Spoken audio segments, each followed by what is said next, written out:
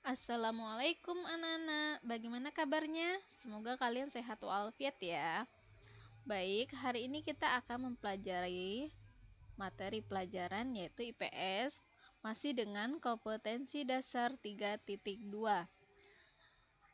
Minggu lalu kita sudah mempelajari tentang keragaman yang ada di Indonesia. Ada keragaman suku, keragaman bahasa, makanan khas, pakaian adat, rumah adat, dan lain-lainnya. Nah, sekarang kita melanjutkan untuk mempelajari materi keragaman beragama.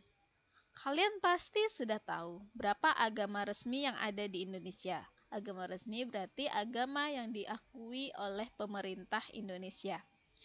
Berapa? Yaitu ada 6 agama.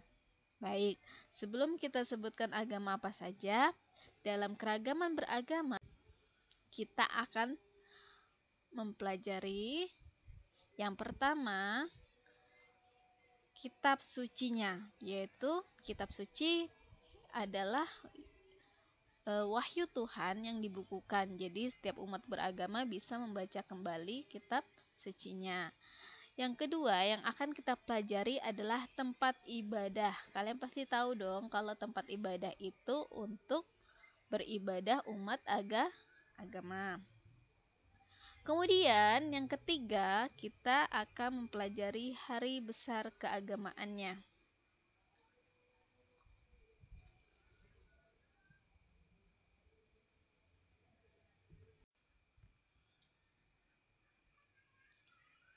Agama Islam. Agama Islam memiliki kitab suci bernama Al-Quran. Tempat ibadah, masjid. Hari besar keagamaan yang pertama Hari Raya Idul Fitri, yaitu hari raya yang diadakan setiap tanggal 1 Syawal pada penanggalan Hijriyah. Sebelum Idul Fitri, umat Islam melaksanakan puasa selama sebulan. Jadi sebulan itu antara 29 sampai 30 hari. Jadi dalam Islam itu ada namanya penanggalan Hijriyah, sedangkan penanggalan yang kita gunakan sekarang seperti bulan Januari, Februari itu termasuk penanggalan Masehi. Kemudian hari besar keagamaan yang kedua adalah Hari Raya Idul Adha, Tahun Baru Hijriyah, Maulid Nabi Muhammad SAW, dan yang terakhir adalah Isra Mi'raj. Agama Kristen memiliki kitab suci bernama Alkitab. Tempat ibadahnya disebut gereja. Hari besar keagamaannya yang pertama adalah hari Natal, yaitu yang dirayakan setiap tanggal 25 Desember. Natal merupakan hari peringatan kelahiran Yesus, sehingga Natal dimaknai sebagai perayaan yang penuh sukacita. Selain hari raya Natal, ada juga hari Jumat Agung, hari Paskah, dan kenaikan Isa Al-Masih. Agama Katolik. Kitab sucinya bernama Alkitab. Tempat ibadahnya disebut gereja. Hari besar keagamaannya yaitu hari Natal yang diperingati pada tanggal 25 Desember, yaitu untuk peringatan kelahiran Yesus, sehingga Natal dimaknai sebagai perayaan yang penuh sukacita. Selain itu, ada juga hari Jumat Agung, hari Paskah, dan kenaikan Isa Al-Masih.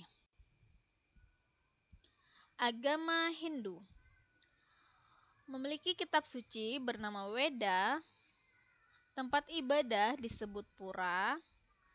Hari besar keagamaan disebut yang pertama adalah Hari Nyepi, yang merupakan hari besar umat Hindu yang dirayakan tiap tahun baru Saka. Perayaan Hari Nyepi didasarkan pada penanggalan Saka. Setiap hari Nyepi, umat Hindu berdiam diri di rumah tanpa melakukan aktivitas apapun selain berdoa dan introspeksi diri.